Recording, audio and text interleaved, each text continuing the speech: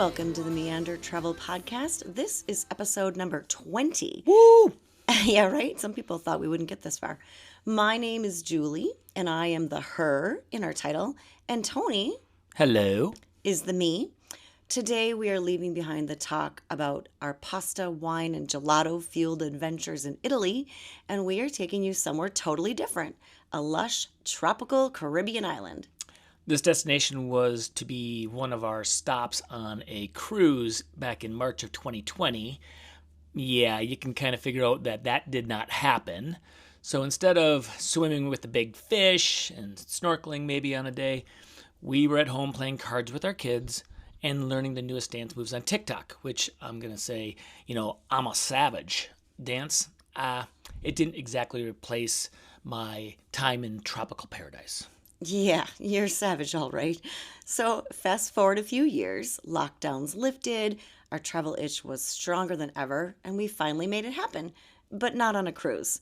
So, join us as we regale you with tales from our full week on sunny Roatan, including scuba certification, where to get the best chai latte, and what on earth is a Monkey Lala.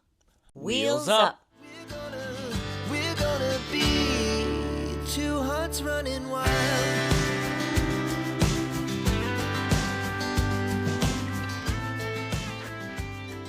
So, the cruise cancellation, well, that was a huge bummer at the time, but actually, I think it worked out in our favor because then we were able to spend a full week on Roatan, and that ended up being really, really fun. So, where is Roatan for people who might not know? So when you're looking at the Central America, and it's in the just on the very northern coast of Honduras, there are 3 islands out there that make up the Bay Islands. They're approximately about 60 miles off the shore on the north side, and Roatan is the biggest of them. It's 48 miles long, about 5 miles wide, and it's just really long and skinny.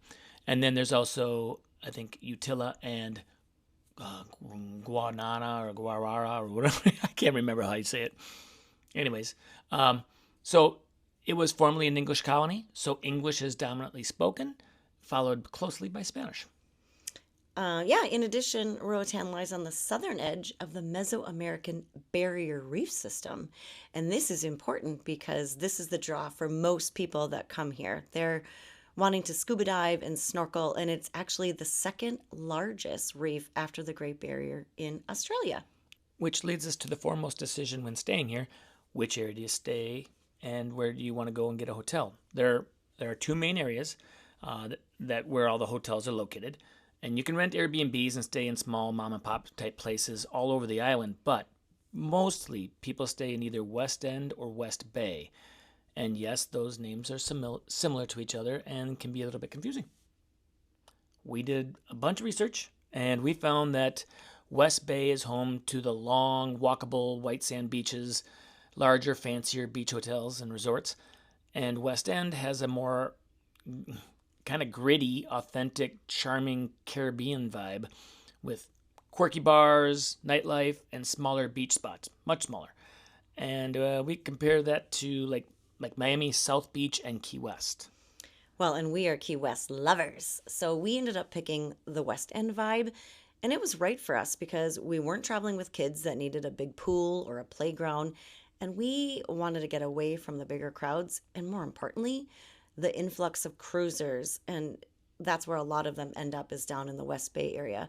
And we just wanted to have a more chill and local experience. We were going to be, speaking of cruisers, we were going to be some cruisers, and we were going to be there in 2020 in March, sorry.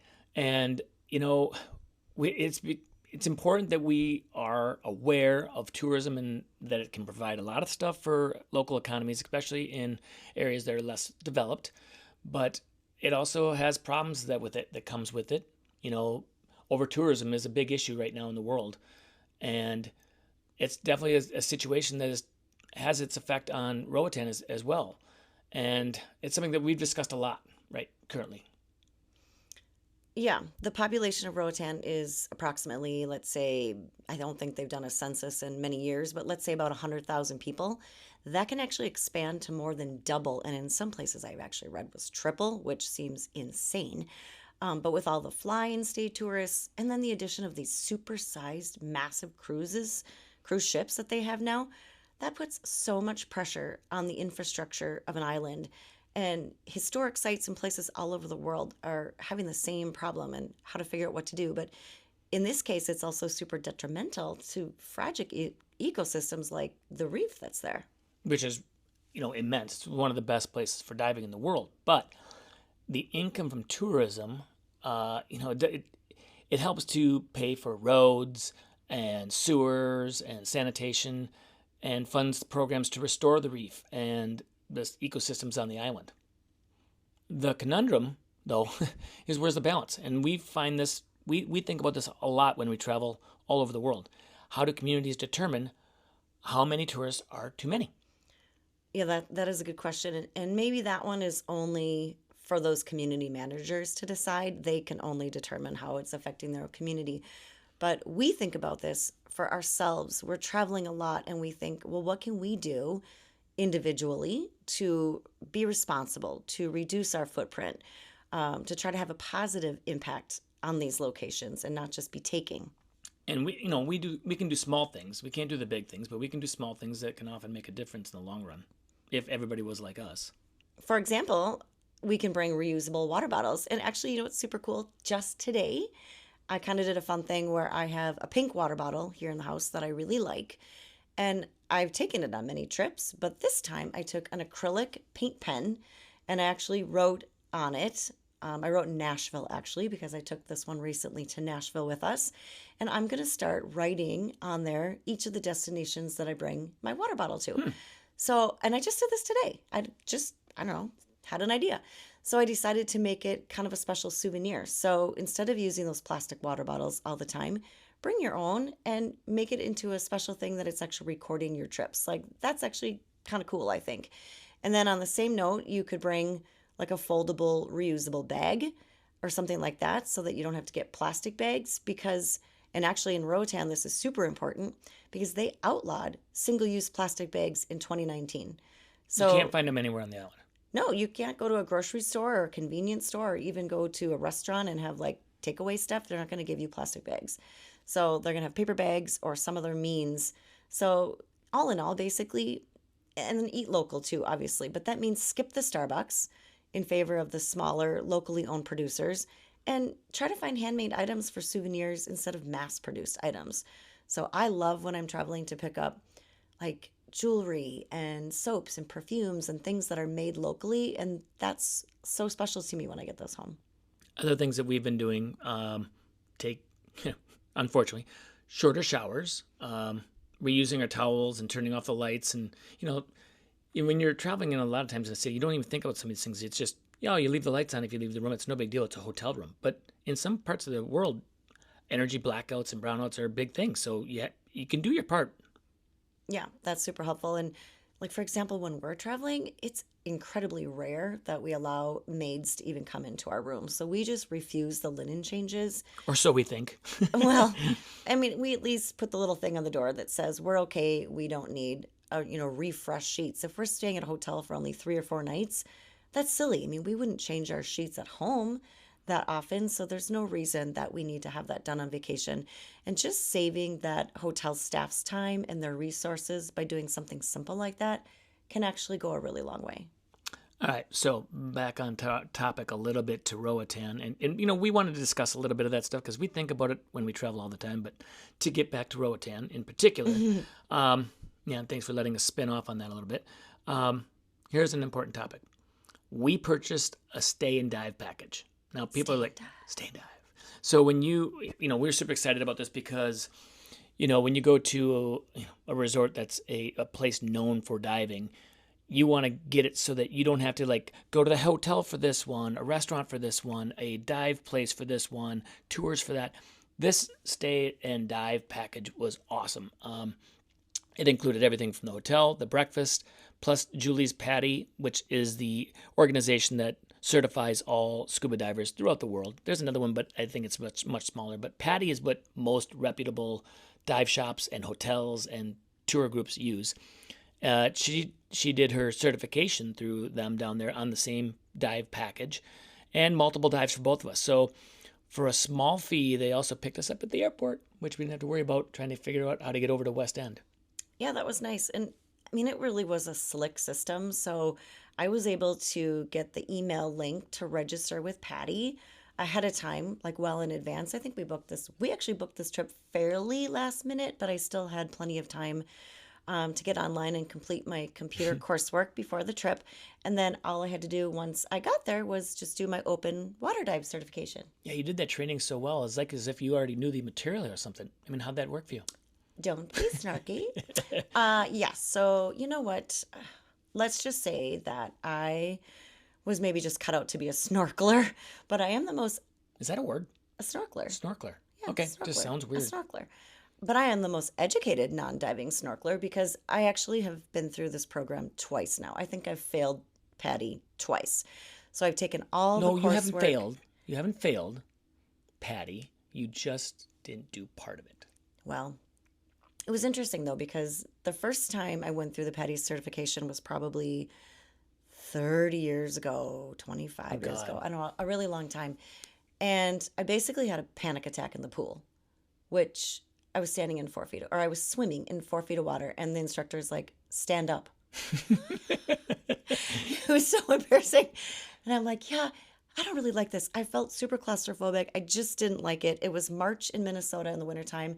I was going to have to do my open water that following summer when we finally could get to a lake. And I just never did it. So you rocked the written and all of the testing that you had to do where you have to know the knowledge out of the book. It's just Yeah, when you I got mean, in the water. that I found interesting. Although I was even having like slight panic attacks as I was reading the written work. I'm like, oh my gosh, oh that sounds scary. I don't want to do that. Oh, I don't know about that. And it was interesting as well because some of the information the second time around was different than the first time around, which I thought was kind of cool. But anyway, yeah. How'd it go for you? We know how it went 30 years ago, but how'd it go for you in with this new dive team at the Splash Inn, the place we stayed? Well, the splash dive team was great, but I mean, we went through all of the pre-dive check and put all of our stuff on and gear, and we got out to the little dock area right in front of our hotel where we had designated space, and I got below the surface of the water and I just kept wanting to pop back up. And I just could not get comfortable. And literally we're in like 6 feet of water. It's ridiculous. But the dive team was great. They were super helpful and patient. But there was another gal in the class, so I felt bad kind of slowing you guys down. And so I ended up sitting on the steps and watching, and I finally just quit. And if anybody knows me, I'm super competitive and I'm not a quitter. I just had to let that one go. I did the class as well, only because I wanted a refresher. It had been a little while since I dove, and I'm certified already, and I've done a lot of diving in the past, but it's been a while. And so Julie was done, and we had all these dives planned, and we're like, okay, so I'll go on dives, and Julie will be a snorkeler.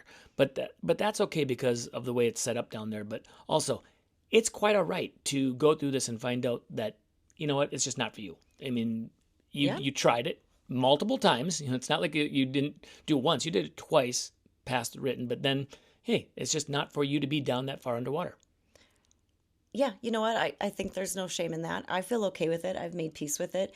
I didn't like having that super heavy vest on that just felt like I was being dragged down underwater. And the dive master did say, you know what? It's really good that you are making a responsible decision for your own mental, space. If this isn't something that you think you can do and you're not super excited to do it, then why push yourself? Don't And do there's it. and there's people that freak out about snorkeling. So I mean, it's not like, you know, I would never. Hopefully, people that are listening to this go, "Oh, I don't. This sounds horrible. I'm not going to go scuba diving in my life."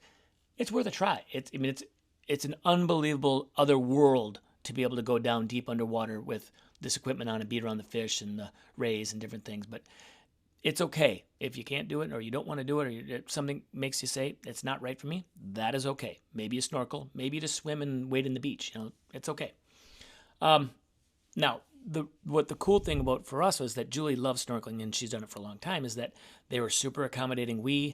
The reef is right off the shore of Roatan. So there's over 100 dive sites up and down the entire coast of Roatan. So there's buoys and all of it's very shallow, and then there's drop-offs off of that. So I could go diving with a scuba, and Julie would be on the boat, and she can go snorkeling and be in 10, 15 feet of water and see, long ways. It's great, and it's maybe a quarter mile off the half mile off the shoreline. Whereas a lot of places when you want to go scuba diving, you got to go to the harbor, get the boat, go like an hour ride in a boat out to some reef to go scuba diving. That's not like this in Roatan. It's right there.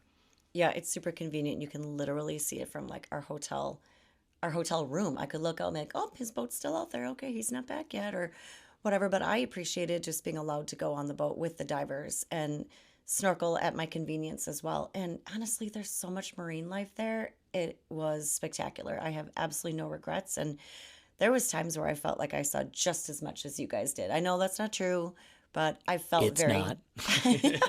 I felt very fulfilled with my snorkeling experience there. But it was all just super convenient. And what was really cool too is our resort that we were at was right in the heart of the West End. So it was directly across from the water taxi stand, and it had a private dock and a small swim area where we did our little our diving, exploration. It had benches right there. It was perfect. It was great for a quick dip in the evening and watching the sunset every night. And then also in the evening was so cool. The fishing boats would come back in and the men would start cleaning the fish like right there, and they would toss the chub into the water, and you would see these stingrays. And they would just come in right into the shallow water and they would feed on this Right below the stuff dock. right there. You didn't even have to go snorkeling or diving. You You could can save a lot of literally money. see. Yeah. I'm like, oh my gosh, there's rays right here. So they were in the shallow water just right there. You could see them every evening. They kind of had their own little pattern and routine, I think, these rays, because we saw the same ones, I think, sometimes. But anyway, that hotel was just really well situated. I think we mentioned it, and by the way, there's no means of commercial for the place, but it was called the Splash Inn Dive Resort. And the rooms were cool. They were nice. They were sufficient, more than sufficient. They had everything we needed, not luxurious, not like down in the West Bay, but they had, a good shower, comfortable bed, plenty of room for our clothes, TV, refrigerator. So it was kind of, it had everything we wanted, but it also had, you know, it had some chairs up front where constantly we were putting stuff to dry out because we were in the water a lot. So that was Yeah. like our zip line, our line for, not zip line, but our clothesline for our wet stuff was just be outside on the furniture. And then one thing that we had is that we because you don't want to drink the water, you always got to remember not to brush your teeth with the water. So we're like, okay, we're going to forget that here. So we took a scrunchie of Julie's hair. We've done that before. We've done this before in like panic mode. You think like, oh, we're going to get sick. And sometimes we have. But we took a new trick that we learned this time on that trip was, those little mini bars of soap that, plastic wrapped. We took one of those and we bungee wrapped it to the top of the faucet right where the water comes out. So the water can still come out, but you look down it and you see this soap bar and you're like, why is there a soap bar tied to the faucet? And we thought, that's just enough in that moment where you go to put your toothpaste on your toothbrush underneath the water and go, that's not right. And it worked. We never once used the faucet for our toothbrush. Yeah, because imagine if it's early in the morning and you haven't had your coffee yet and you walk into the bathroom and it's just automatic to do that. So yeah, tie a scrunchie or, whatever you can think of, even just a rubber band or something. It's perfect. But I did appreciate, speaking of breakfast and early mornings, this resort had a fabulous and substantial breakfast every morning, which was included. And I appreciate that because I really like to start my morning out with food. And then as you sit there having your coffee and your eggs and bacon, you have a beautiful view of the water just right there. And then in the evening, they also had a full restaurant with a full menu, but their pizza was really good. Like people around the island would say, oh, go to the Splash Inn for pizza. And it was just right there. It was perfect. So I was a happy girl. I had breakfast, I had pizza, but there are a ton of other restaurants and fun places to try nearby as well. One of them that we went to multiple times, and I'll explain why, we will explain why, is the I can't even say it correct. Ipanema. Ipanema. It's kind of a fun one to say, but you got to practice it. Ipanema Beach Bar and Grill and Maxime's, which was another attached bar to it. We went there on our very first night, and we were greeted boisterously by the owner who came, hey, he's yelling and screaming at us, and it was a lot of fun. Yeah, I looked behind us like, is he talking to us? So they sat us at a table right on the railing, right above the water. And it was great because there was lights on in the water, so we could see the fish swimming around down underneath us. And it got us really excited because we were going to be out in on the ocean the next day. Yeah, we're getting really excited. So in the intro, we promised we'd regale you with some stories. So this one is pretty funny, and it just goes to show you what a small community the West End is, and basically how everyone knows everyone, and half of them are even related to each other. So it's kind of funny. Our server that night, his name was Alex. He was so sweet and friendly, and we literally peppered him with questions, and we asked him for recommendations for everything. But one of them was, what could we do for like a good fishing excursion? And he gave us the phone number of his friend that he's like, yeah, call him. He'll take you out. But not only that, Alex said we could bring our catch back to the restaurant and they would cook it for our dinner. So we were super excited by that opportunity because that seemed like a really fun thing to do. So, I mean, there are a lot of reputable fishing companies in Roatan. I should say that we did check them out before we left, but they can be really expensive because a lot of them are half or full day excursions.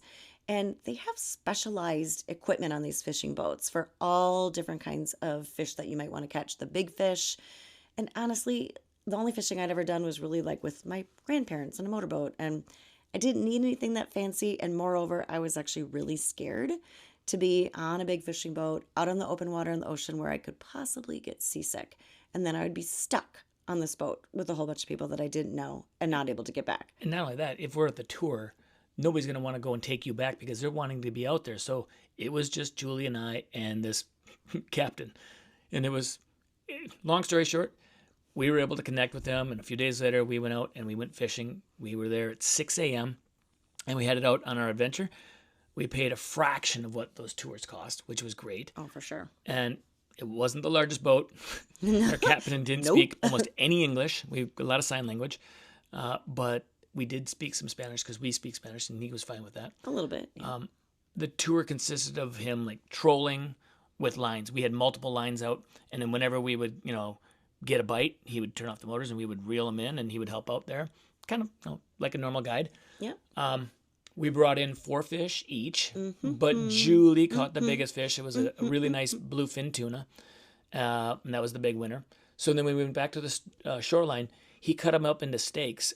And when we were looking at him, like, I've never seen somebody cut him that way. It was like lengthwise, not lengthwise like a fillet, big chunks. but chunks in steaks.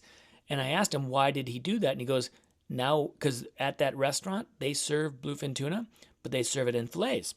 He goes, now you know you're going to get your fish. And I'm like, super clever. So when we went back and went to the restaurant, that right from there, with a baggie full of fish that he gave us, we turned it into them, and we knew right then that that night we were going to go back for dinner, and we were going to have our round steaks as opposed to fillets that they serve.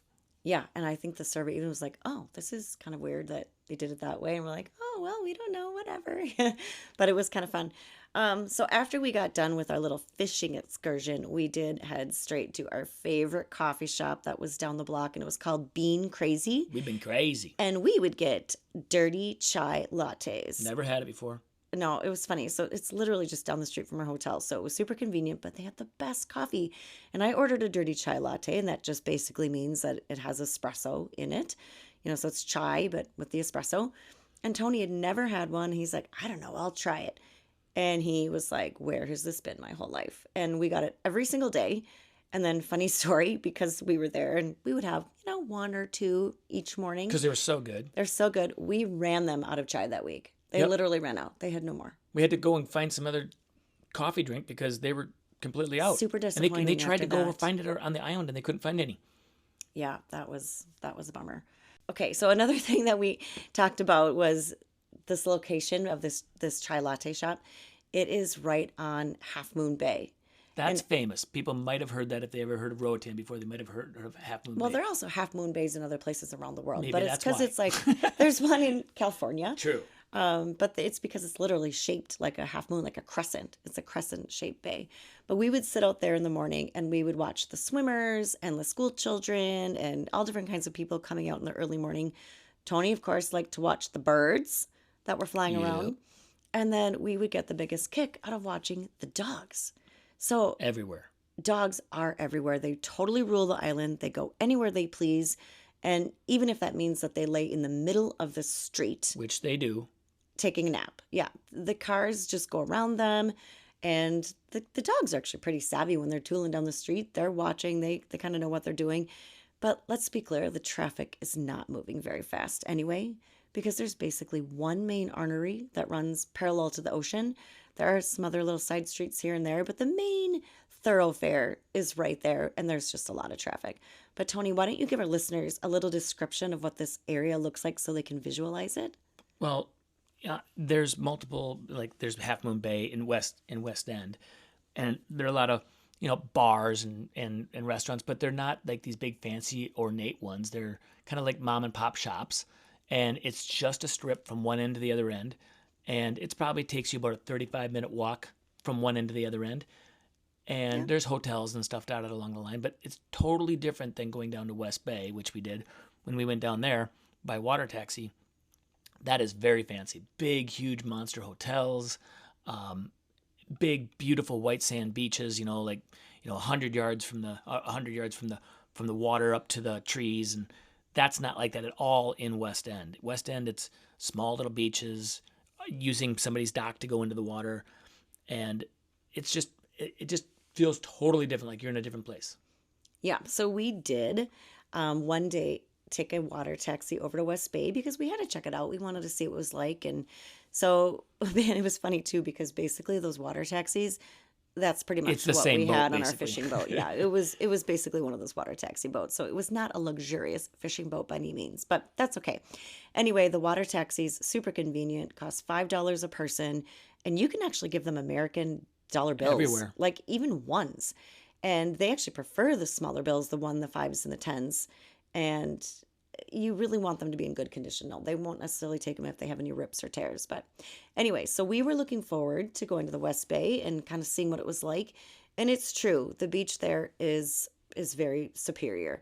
However, it's jammed with people, and there are vendors walking around. They're trying to sell you jewelry and T-shirts and tours, and there are banana boats coming and going, and wave runners zooming around, and it's basically it's like every Florida beach you've ever been to. Yep. That's And they exactly they what it's do have some fun beach bars with lots of live music or cranking out through their speaker system, and they've got all the beach chairs and things like that.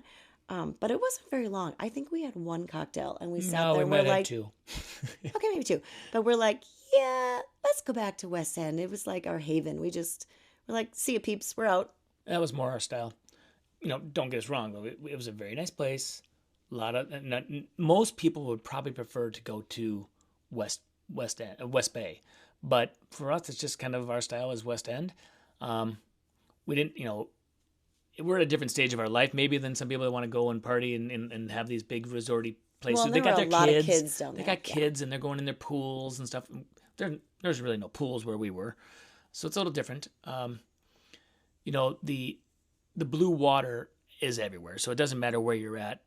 You get to have amazing swimming if you just get into the water. Mm-hmm.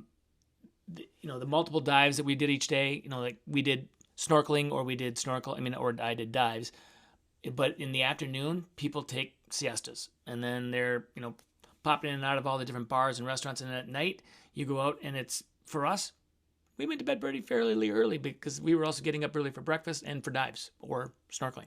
Yeah, it was definitely an early to rise, early to bed kind of thing. I don't think we even made it to midnight. I don't even think we made it close, maybe most nights.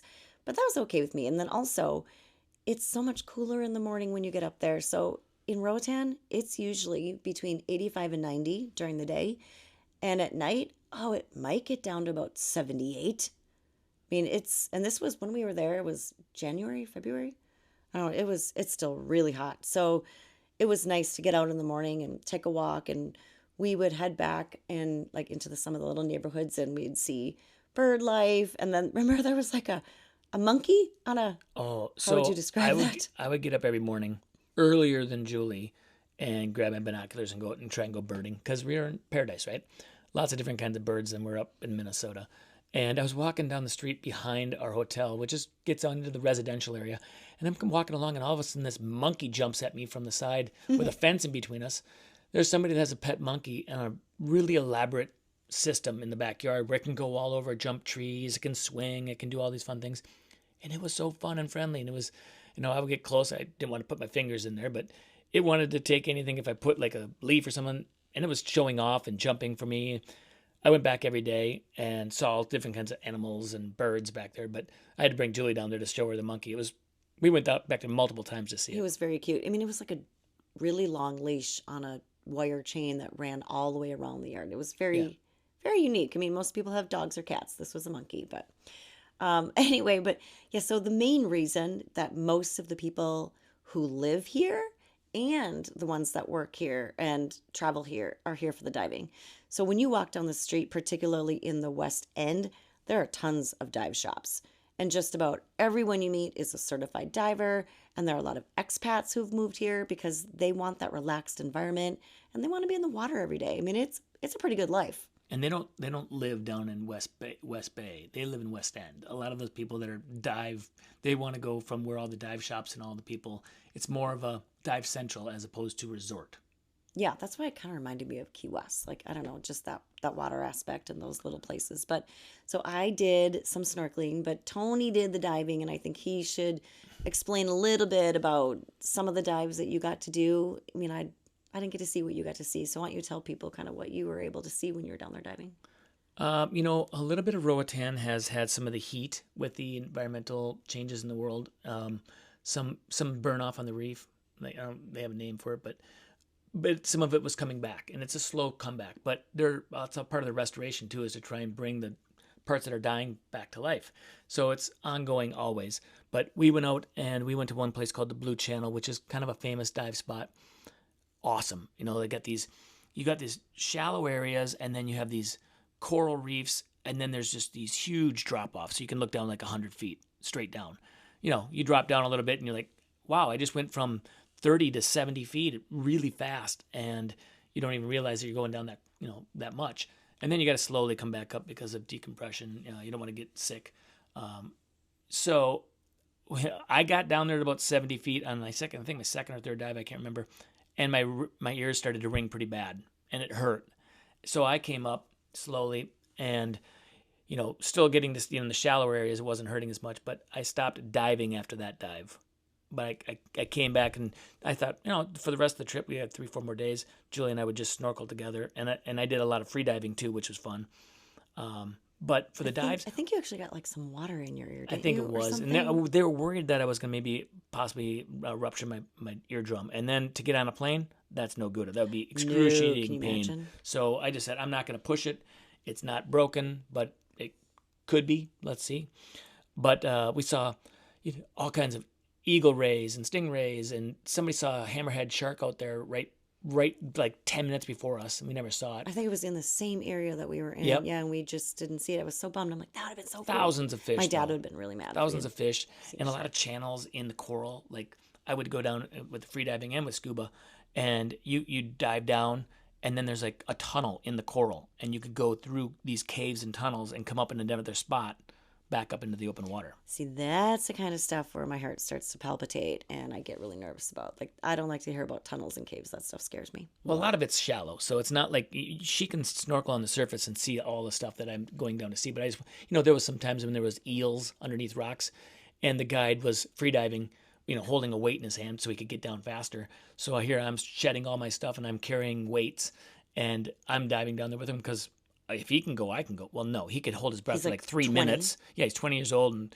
holding his breath for 3 minutes. I'm going down there for like 20, 30 seconds, and all of a sudden the compression, all of a sudden I'm like, and I got to go up. But I got to see the eels up close and get some photography. So I was on that same dive time, and I was snorkeling with you. And one thing I would recommend too is it's actually really important as a snorkeler if you're going to be out in that open water for a long time.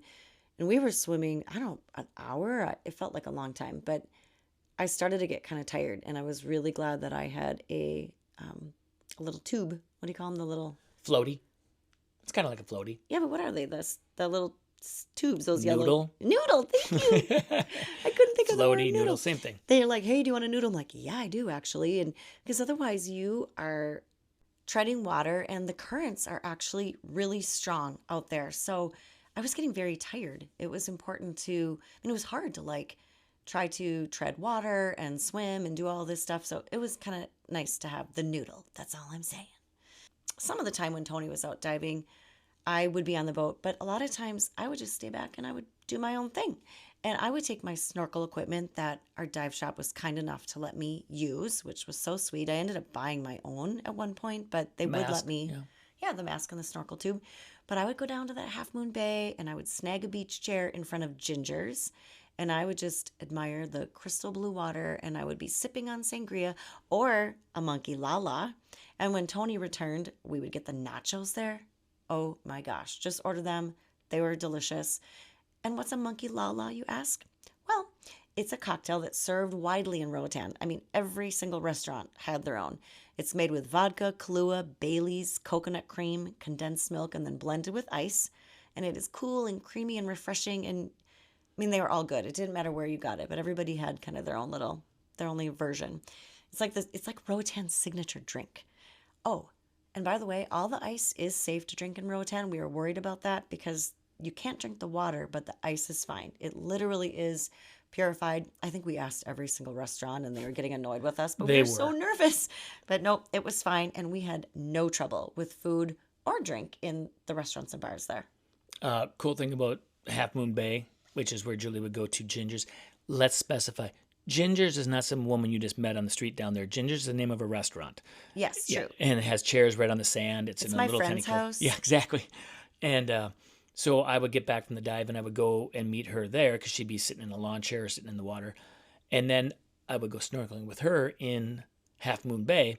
And there's a really cool thing that I don't know if you were planning on talking about it, but it's a really awesome thing. So when you're sitting in Half Moon Bay and you look out over the bay, there's a sailboat with this really, really long tall mast, and it's got this ropes hanging from it. And we asked around on some people, and they said, "Oh, that's the boat swing, whatever they called it." I'm like, "Well, whose is it?" And they said, "It's some rich guy that built this took an old sailboat and built this huge, massive swing off the top of the mast. And it's anchored, right? It's anchored in the coast, just, in the bay." And they said, "Anybody can go out there and use it." I'm like, "Well, first of all, it's a long swim." We're like, "Okay, but there's no liability. You don't have to sign anything." I'm like, "Yeah, we're not in the United States, people. This is when you go other places, you don't sign waivers or anything like that. You just go do things." And take your chances. We snorkeled over there because there's reefs all around the bay, and we snorkeled over to it, took off our snorkeling gear, and then climbed up on this sailboat. And it's really, really tippy. So it's on purpose. So you climb up, and then you climb up these ladders and stairs, and then you grab onto the rope, and you're at one end of the boat, and the rope goes up to the mast, and you just jump off this huge platform that's at one end, high on one end of the boat, and you swing out, and the whole sailboat tips over, and you swing out, and then when it starts to rock back, you get 15, 20 feet in the air, and you let go, and you do your dive or your jump or whatever. And we sat out there for an hour. Yeah, the other person that's left on the boat, when one person jumps off, you really better hang on. Yeah. I had to hang on tight because I thought I was going to go flying. And you kind of forgot, you glossed over the part, and maybe this because it didn't scare you, but it scared me. We had to swim across to get to this thing. We had to swim across the lane where all of the main boats come in and out. And it was a wide channel. swim. And I was like, "Oh my gosh, we're going to get chopped up by all these boats." So we swam across that as fast as we could. But it was kind of a cool thing to do, to go hang out there and jump off the rope swing. And we actually saw that on a YouTube video. Yes, we did. Before we went to Roatan. Yep. So we actually knew that was there. And then after that, you go and just in West End, you just bar hop down the street, listening to live music for sunset. Sunset's a big thing there. Everybody goes and listens and watches the sunset, and maybe at the bar sunsets. Another great place for food that we really liked was Anthony's Chicken and More. You go up and you sit on the bar stool right up against the street, order food, get it, eat it, and then you're on your way and keep on going. It was really out of this world, though. It was so good. Yeah, and their chicken was obviously just delicious because that's what's in their name. But the beans and the rice down there, it's a common staple in Roatan and in their food. The beans and the rice was amazing. But our most authentic experience, I would say, was another excursion. And ironically, we go back to our good friend Alex from the restaurant, the Ep20. He hooked us up again. But we wanted to learn more about Roatan. And it's important for us when we travel to have some cultural experiences, to interact with our surroundings, and not just use the place for our own pleasure. So it turns out that Alex's cousin, Denzel, worked for a company called Clearwater Adventures. And so we went on the website and we signed up for their excursion. We joined a group of 6 people, and they took us by boat. And we first just kind of, traversed the sea right along the coastline. And it was really beautiful to see a little bit more of the island. And it really looks like Jurassic Park. It is so lush and green. It was beautiful from there. And then we actually got to cross through some like mangrove swamps where I think they even have some freshwater alligators and that kind We of didn't stuff. see any though. We But didn't see any, the, but that was, and then we went on to two snorkeling stops. and the first stop was a deep shelf, like you swim and then all of a sudden you just drop off the face of the earth and it goes straight down. That was cool because I don't think Julia got to see that from when we were at the other area because it was high, actually it was like 35 Really feet. kind of freaky. It It just is gets freaky. dark. You Really, feel like you really could dark. fall off the cliff, even though you're in water. You can just swim. You feel like you could go over the edge and just keep on falling down into. Yeah, it's really weird. The When abyss. you're snorkeling over the coral reef, you feel really safe. And then when you go off the edge of the coral reef and you're over the deep, deep water, you feel unsafe all of a sudden. It is and it is a feeling. You kind of want to snorkel back, get on top of the coral reef, which doesn't make any sense at all. It doesn't. But And then our second snorkel stop was a old shipwreck from the 1880s, and that was cool because you could swim in it, and there's fish all over on it, and that was pretty cool. yeah, and that was really shallow. And they had like tons of those huge eagle rays, and we got to see like a small neon pink squid. Yep. That was kind of fun. So then after the water activities, then Denzel took us to his village. And we got to visit a school and we got to play with a bunch of the children that were there. And then we were treated I was a to- jungle gym. Yeah, they just climbed all over him. They thought you were fun. But then we got treated to a traditional lunch in the home of Miss Dulce, which was so sweet. And that consisted of chicken and fresh tuna steaks I think we had, and more of the rice and beans and the most delicious key lime pie. Oh, so good. It was fun. It was delicious, and it was really kind of a cool day to be able to go and do something in a local community in the village. It was pretty awesome. Those excursion dollars went right back into the community, which is nice though, because we felt like it was a win-win. We got to see some cool things. We went on a nice snorkel.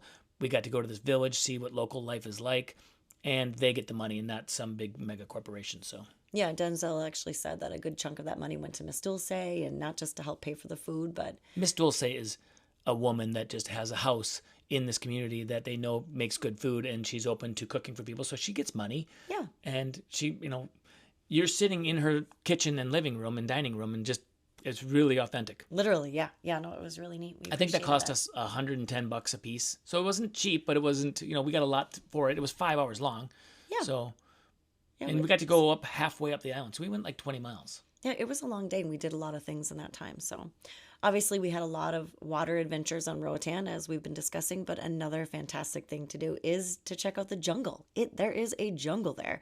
So we took one day, just a quick taxi to Carambola Botanical Gardens, and that was in the Sandy Bay community, which is just near the West End. And I think it was like a $15 entry fee. But we enjoyed perusing the local gardens and plants, and it's just a tangle town back there. We took a lovely hike on the twisty nature trails, and we learned about all kinds of indigenous flora and fauna, like the popular chocolate tree, the world famous Honduran mahogany tree. Never heard of it. What? You saw it. I know, but it's not world famous. Like Well, it isn't mahogany is yeah, like yeah, the mahogany. There's mahogany mahogany otherwise. wood is very, I don't know, valued, I guess. But they have native orchids and they had coffee and cashew plants, which were kind of fun to see as I well. liked going up to the top of the mountain where you got to see over all of the island. It was very beautiful views from the top. But it was a good hike up. Yeah, that was cool. It's called Carambola Mountain. Yep. I don't know if it was a mountain per se, but anyway, we have a few more places that we want to share with you, and then we'll kind of wrap this up. But it's funny, when we started kind of doing our notes for this, I didn't think we had a lot of content for Roatan. The other thing is that we also, when we got back, we're like, Roatan, it was nice. Snorkel, scuba. There's not a lot to the island, not a lot there. But the more time that goes away from us being there, we actually long for it. And we have very fond memories. And we actually have, when we started to sit down and think about what we're going to talk about, we have a lot of thoughts and things that we were very, think favorably about on our time there. Yeah, absolutely. I would totally agree. As we I were go writing back. this, I was like, I kind of want to go back, but yeah, it was a special thing. And then I thought, oh my gosh, Tony, I think we might have like 2 hours worth of content. What are we gonna do? And Well- we still have places to talk about. Well, there was places like Tita's Pink Seahorse. No, that sounds weird, but it's I like the name. it was just down the shoreline a ways. You had to kind of walk along the shoreline to get there. Had beanbags, games and drinks and gorgeous sunsets. Cats were always putting on a little show in the around the place. And we danced. We played with some expats on beanbags there. Danny, my dive master, told us about that, and she goes, "That's all locals." That was She kinda went cool. there for her birthday the previous night. I So know, we're like, that's oh, kinda we'll cool. go check it out. That sounds fun. And then other parts of the beach, but one of the places that we did was the more luxurious place. Is we went to dinner. Where was that? What was it called, Julie? That we went down for the Well, big dinner. we had to take, so our last night we were going to kind of splurge a little bit. So we were going to take a water taxi kind of to a place that's in between the West End and the West Hard Bay. to get to. Yeah, it was definitely off the beaten path. So that's called the Ibagari Boutique Hotel. I wanted her to say it because I don't think I could have got that out. He was like motioning me. I'm like, what is the problem here? I can't say that. Okay, so yeah, the Ibagari Boutique Hotel. Now, this is really a luxury sanctuary in Roatan, and that's actually what they say on their website. And they say that has an atmosphere of peace and sophistication, and that is exactly what it's like. And I would have loved to have stayed there. I was drooling. But first of all, it was way out of our price range. For the hotel. Even the restaurant was hotel, expensive. yes, but- The restaurant's what? Luna Muna? Yeah, the restaurant's called Luna Muna. Yep. And it was a great place for a splurgy farewell dinner. So we had really lovely craft cocktails with all kinds of little like fruit and things that they put inside of it. And they had outstanding world-renowned chefs that specialize in contemporary and like elevated authentic dishes. So the food kind of fit the bougie atmosphere. So this was really a dreamy evening. We watched the sunset over the ocean. The outdoor space there was set in nature. So it's just off the beach. It's surrounded by these big trees that are really elegant, and they have fairy lights that reflect off the pool that was right there. And they have like these art displays kind of all over. So it was just a really neat, vibey place to go. And, unfortunately, all things have to come to an end. So we headed out the next morning by taxi and set up, they pay, they took us from our hotel, so we didn't have to, It was like get a 30 taxi. extra bucks or I something. know, but it was super cheap. But they took care of it. We didn't have to figure out how to order up a yeah, taxi. they just said, "Can you get us a taxi?" And actually, yeah, I'll let you explain. But this was a taxi plus. Taxi Plus. Well, we said, hey, we're going to have enough time when we leave here before our plane takes off. Can we go see some sights? Well, we kind of wanted to just do something very chill, low key that is not touristy.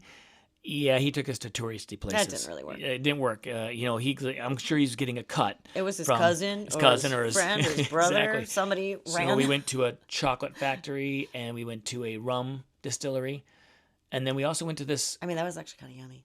That was, but we didn't, pay for it much. We didn't buy any rum, but I did get some chocolate. Yep. And then we went to an eco park, which is right by Cox and Hole, which is where the capital, where the city where the boats are in the airport.